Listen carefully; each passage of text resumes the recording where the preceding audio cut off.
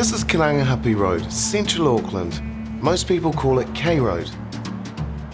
It's edgy, diverse and colourful. My name is Six. For many years, K Road was my home. I was homeless. Now I write and publish the K Road Chronicle, a newspaper that gives street people their own voice. This is my round. I know it and I love it. But now I want to venture out and hear stories from the homeless community who live beyond K Road. Troy was homeless on and off for 18 years. He has completely transformed his life. Now he helps others in need at an amazing drop-in centre in South Auckland called Waka of Caring. It helps provide everything from clothes, food parcels, household items and kai for anyone who walks in. Average do just over 2,000 food parcels a month. 2,000? Man, there's a lot of hungry people, eh? There's a lot of needs. Troy's journey has been truly epic. As a young boy, he found himself shipped off to relatives after his mother died. He hated that, so he ran away, ending up on the streets at just 12 years old. So from 12 years old, weren't there social services that tried to intervene? Yeah, but I was too slick for them. Can you tell me a little bit about your home life and your upbringing? Well, how does a 12-year-old wind up on the street? Yeah, so my mum passed away very young. She had breast cancer. Where's Dad? Never knew my father. I was brought up by prostitutes on K Road. Troy, orphaned and homeless, ended up sleeping in the doorway of the old Mercury Theatre. On the streets, he found a new family amongst the working girls of K Road. Well, they were my mother figure, and they bought me chicken chips. 5 years here on the steps. Yeah, no. Bring back some emotions? Shucks, yes. So life's changed, hasn't it? Yeah. It's unreal being back here. Troy had actually moved on from K Road by the time I was living there. He stayed in a variety of places around the city. Yet another sleeping headquarters where I used to sleep at night underneath the Civic fire exit. And yeah, I just used to You stash your blankets up there? Yeah. Did you ever meet any famous people coming out of the theatre? The one that did the Marvel. Taika Waititi. Yeah, that fella. He dropped me a $10 a night. I was really appreciative. Nice. Yeah, no, good fella. Wonder how many people have slept there over the years, eh? Many. Yeah. Troy, still only a teenager, ended up on Queen Street living in the doorway of this Burger King. It's closed now, but the memories remain. But yeah, this is where I stayed for about 10 years plus. Right in this corner and along the front. Nice. Yeah. This used to be a foreign chain. That was my bed right there. Were there some good moments? Were there moments when the kindness of somebody unexpected? Definitely been waking up and finding that someone's placed their jacket on top of me just to keep me warm. To later find out that in a pocket contained a $50 note. Troy's life changed when he got involved with Waka of Caring. The drop-in centre in Manarewa was set up by Debbie, a former school teacher. She realised that there were people in the community going hungry and decided to do something about it. To do this, Debbie relies on donations from the community. We never know what we're going to get on a given day. It's like looking in treasure. Open up a box and go, oh my God, this is so cool. Yeah. And I'm like a big kid when we open up stuff and find something. I go, oh, I know the perfect family that I can give this to. So I love it. Look at all the stuff you've got here. How much stuff do you give away a day? We refill that 3 times a day. A day? And this we would probably refill about 4 or 5 times a day. And how much money do you make out of this? Absolutely nothing. Wow. Nothing. So where does it all come from? From the community.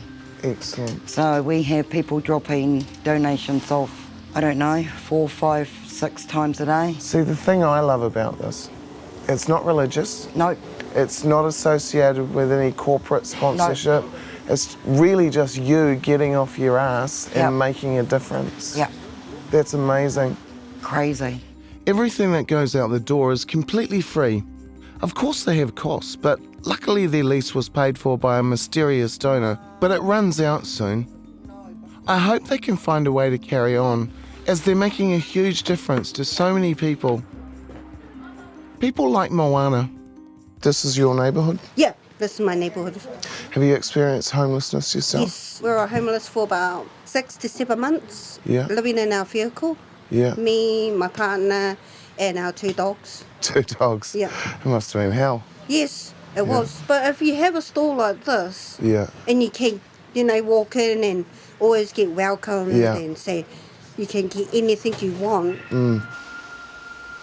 You get Kai from here? Yeah, I just got a food parcel, Yeah. and that really helps me too. What gets me is the sad stories. Men that used to walk in proudly just to get some clothes, walking in all slumped up because they've been made redundant and they can't feed their families, and our kids being hungry. You can see families walking in and you can just see the kids starving. That gets me. You've got to be able to eat. Have to. We're getting families come in the morning wanting wheat bix and milk so they can feed their kids. And we're trying to figure out a way how we can do school lunches and just have boxes outside so kids can walk past and grab a school lunch. And Because you do operate 7 days a week, don't we you? do operate 7 days a week. And then Troy said I have to stop because it's tiring and I'm getting tired. Tell me how you met Troy. I met Troy in Southmore one night feeding them, and the little bugger complained that I made veggies and a salad. Yeah, nah, I don't like veggies. Don't bring me veggies. Yuck. Go away with your vegetables. And she's like, you're the most arrogant, cocky person I've ever met. And I'm like, thank you. And I walked away thinking, what an arrogant little prick he is. Yeah, well, that changed, didn't it? So I've been skirting around it, but you and Debbie are now a couple, aren't you? Yeah, yep, didn't see it coming. She just showed me a different way to perceive everyone, including myself, which was the biggest thing. If it wasn't for Waka of Caring, where do you think you'd be? Southmore, tobacco nookies, off my face. So you had quite a bad drug addiction. Yeah, massive one, synthetics, anything that was cheap and quick to get a hold of, glue, Bostik glue. How long have you been sober for now? I've been sober since November last year. That's an achievement. Congratulations. Thank you. What stops you from relapsing? Then coming to me and saying, bro, thank you for doing what you did. And I go, what did I do? And they said, you changed. Now we can look at you and say, I can be that person. Never had a chance to cook for a very long time. Now I'm having a chance to cook for others, which is cool. Coming from the streets to cooking, I'm not used to cooking, but I'm not used to, doing a lot of things lately up until I met Debbie and this place here. So now it's changing me. I can't stand vegetables. I've learned that it's good for you. Yeah, I love it. I feel so domesticated. Let's have a bit of a tour, eh? Yep. So over here is our sorting area. Clothes, all our baby stuff, our T-shirts.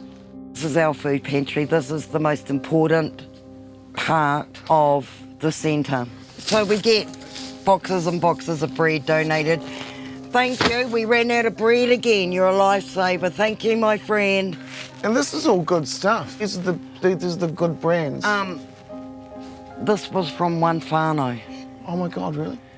So all the baked beans, spaghetti, everything, they did a big shop and they turned up with all this yesterday.